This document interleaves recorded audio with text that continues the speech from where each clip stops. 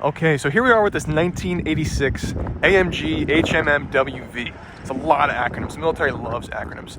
AMG is not the AMG you're thinking of. It actually is AM General, which is a subsidiary of American Motor Corporation. And then HMMWV, that stands for High Mobility Multi-Purpose Wheeled Vehicle. It's on wheels and it's a vehicle. There you go. So what's going on here? Where did this come from? This actually was born out of a project in the late 70s.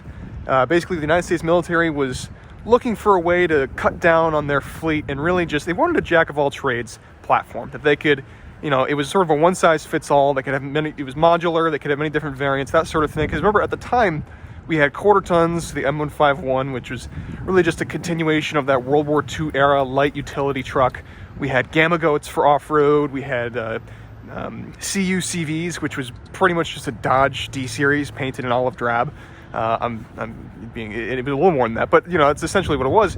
And the military wanted to modernize and just have a platform that was military dedicated, and really it could go off-road, it could be a recon vehicle, it could do light duty work, it could really fulfill everything from that quarter-ton to 5-quarter-ton platform, and still be, you know, reasonable and cheap and easy to maintain and that sort of thing. Also lightweight, you know, they didn't want something to be too heavy, right? So they put out a contract. AM General bid on it with the Humvee. Little known fact, actually, Lamborghini had a car as well that they bid on it with, called the Cheetah, which you might know ended up becoming the Lamborghini LM002, or the Rainbow Lambo. It's kind of odd to think maybe in an alternate universe that there could have been United States Marines and soldiers driving around in Lamborghinis in Afghanistan. I don't know, that kind of makes me laugh a little bit, but that did not happen. Instead, we got this, which really, this is just the quintessential military truck. There's just nothing else like it. It's just such a unique platform. It's full-time four-wheel drive. You have a center-locking differential. You have these massive tires with the 24-lug wheels. It's just so cool. Now, this specific car is an M1026. It spent time being used by the U.S. Air Force in Germany for a number of years, came back to the U.S., was used by the Forestry Service, at which point, if you don't know, it's the M1026 actually, normally that would mean that this would have a machine gun turret at the top. That was changed while it was in the Forestry Service, and then it went to gov deals and became a surplus vehicle. It does have a title in New Jersey, so it's completely road legal, road titled, the whole nine, and it's just ready to go. Has a lot of, so all the body parts that at least we can, you know, everything's original. Military vehicles, you really never know how many times things are replaced. But at least since it left the military, nothing has been replaced or modified, except for the canvas top and the canvas doors. Those are new, as well as a couple other things, you know, new glow plugs. It has a portable transceiver inside that's new, that sort of thing. Not new, but not original, you know, things like that. So without further ado, I think we should go for a ride. It's pretty loud inside. It's got a 6.2 liter diesel under the hood, and there's not a lot of sound deadening. Actually, there's none. So, something cool as well that I should make note of. This still has these are plates that are bolted, as you can see, into the lower part of the body. Those are actually meant to be some amount of bullet resistance.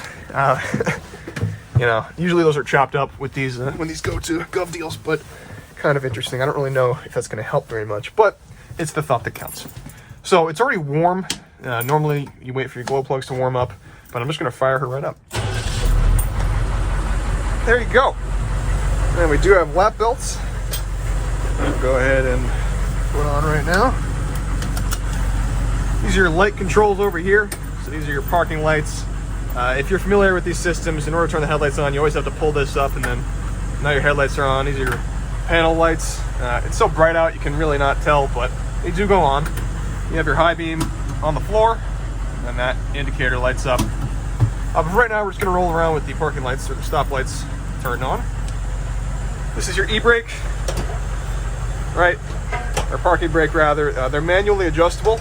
So if it loses a little bit of tension in the cold or in the heat or whatever, you can. This is tight, this is loosen, and you can make sure that that is still operating normally.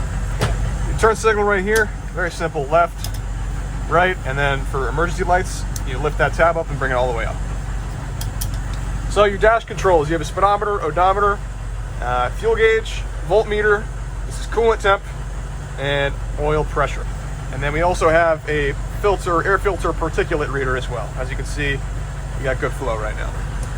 This does have a heater and a fan. There's no AC. That was really not implemented until the later versions of the Humvees, the ECVs, that sort of thing. Normally it'd be mounted back there, but this is old school. This is an OG early Humvee. So fan controls, that's low, that's high. This is your to turn on your heater, and then this will direct air from the vents to the floor. Transfer case controls. So right here we have it's just a normal gear selector. That's reverse, neutral, drive, and then lower gears. And then the way this works, HL is high lock, so that locks your center diff. Make sure we're neutral. You should switch into this while moving at low speeds, but obviously shifting into low, you want to be at a complete stop and in neutral, and on a flat surface ideally. Without further ado, I say these are the wiper controls too, and if you push it in, it sprays. Let's go for a spin.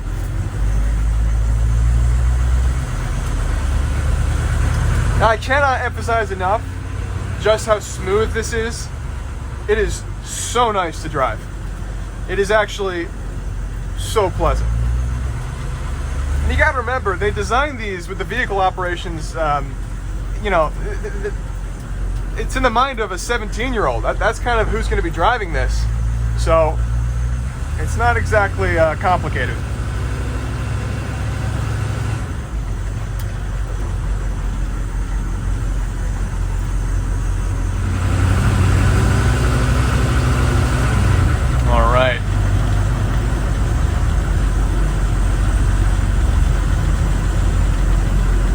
See, it drives true, drives straight. There's we'll get it up to speed pretty soon, but there is absolutely zero, you know, wobble or any sort of thing like that. The alignment is very nice. The wheels are balanced pretty nicely, even for having such huge knobby tires.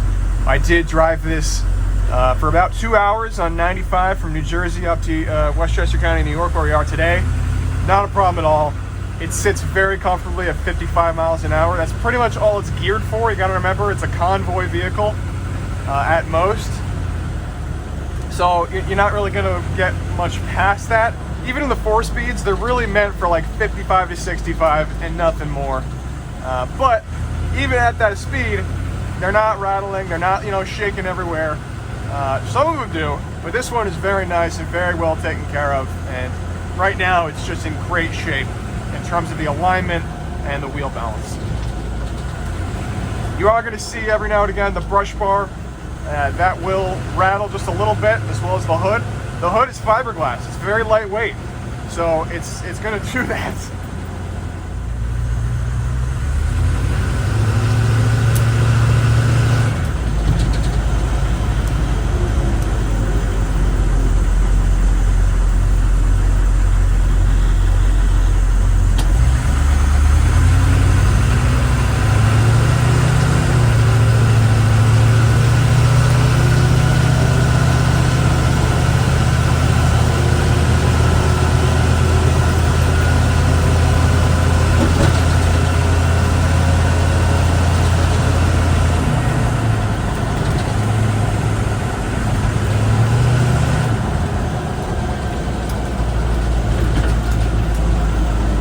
It just feels so nicely buttoned together.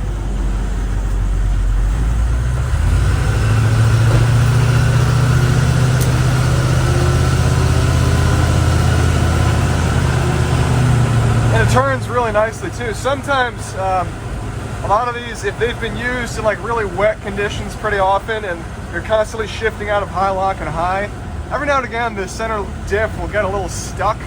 And so at low speeds, even if you're in high, regular driving, at like full lock, you'll be basically locking up and chirping the tires a little bit. That is not the case with this one at all. The center diff looks, the center locking diff works just perfectly. Now we are going to take it on the parkway right here. It's going to get a little bit loud. It's all part of the experience. Handles very nicely.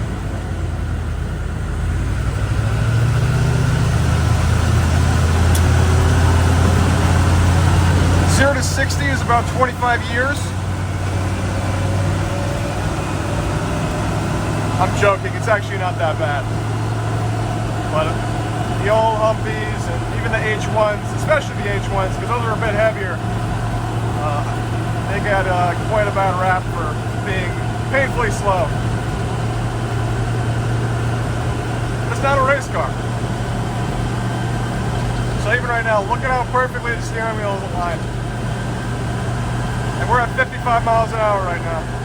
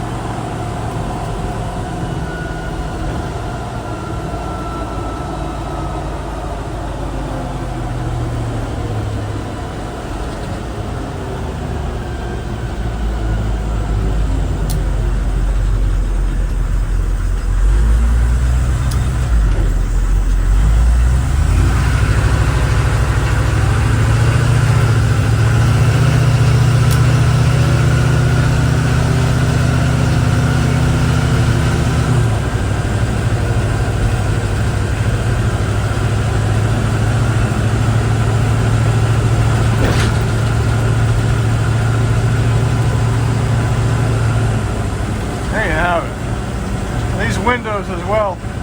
I really like these doors because these they're zippers, and you can just bring the window in like that.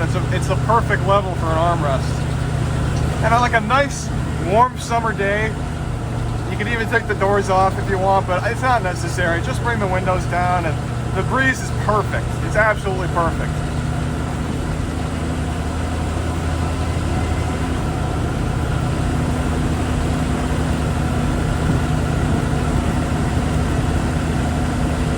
Yeah, I actually have not driven one that drives this straight and this smoothly.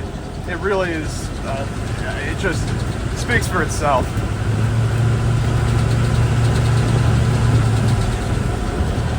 And the previous owner of this, who bought it from GovDeals directly, he took such good care of this thing.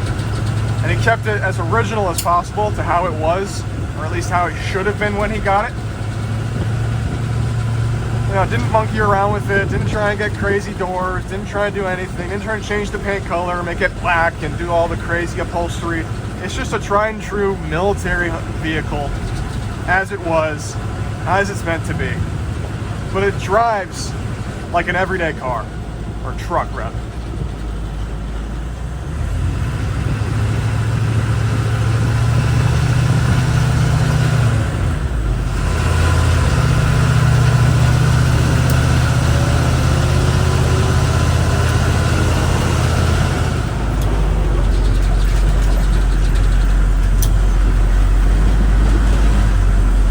Alright everybody, there you have it.